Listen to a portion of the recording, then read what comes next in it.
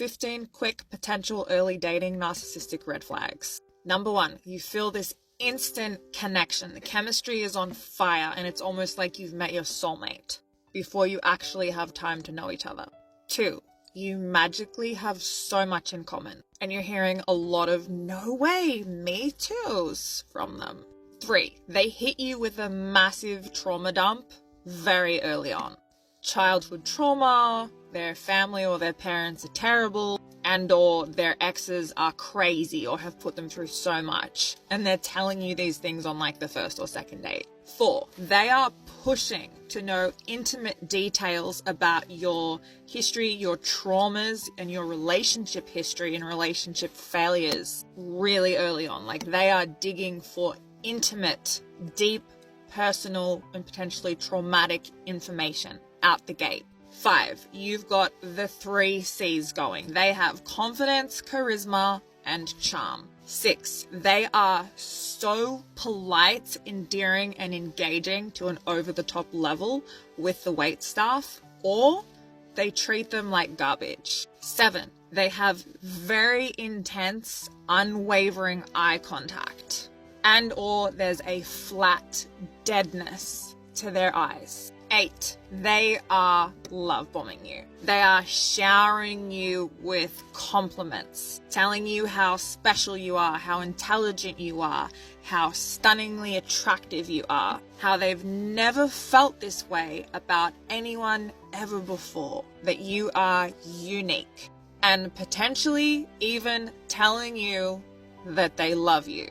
9, after the first date or the first couple of dates, they are taking up all of your attention and time, texting you all day long, calling you multiple times in a day, wanting to see you the next day and the next day and the next day, multiple times in a week. 10, you pick up undertones of conceitedness, arrogance, and fragile ego. 11, they tell you something that demonstrates that they have a serious lack of empathy. They may tell you an incredibly callous story about a friend or an associate. They may tell you that they've cheated on all of their exes. They may tell you something terrible that they did to their ex, or they may openly tell you that they're a bad person. And 11, this may seem to conflict with the previous point, but it often goes along with it. They also tell you or insinuate that they are such a great person. They talk about giving to charity, how they always help their friends so much, and virtue signal. They tell you they're trustworthy, they're an open book,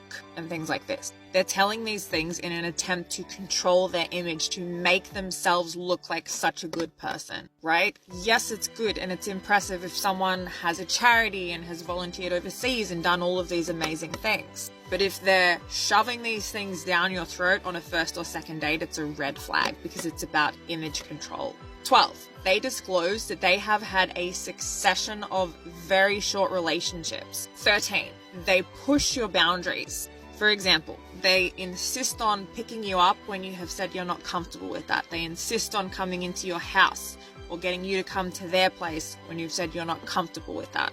They are touching you excessively without permission, even if it's making you uncomfortable. They insist that you eat something like meat, for example, if you're a vegetarian, when you're not comfortable with it, or they push you to drink alcohol if you don't drink alcohol, or they jokingly put you down.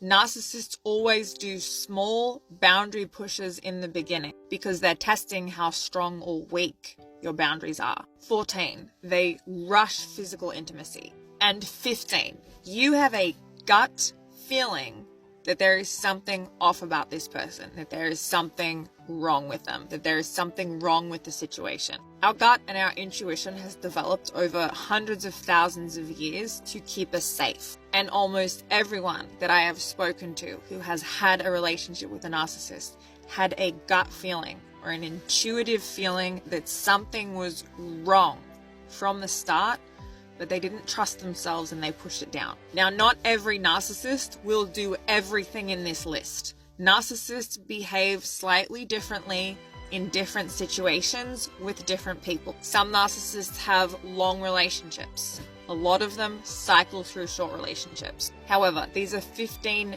general trends and you want to be ticking most of them.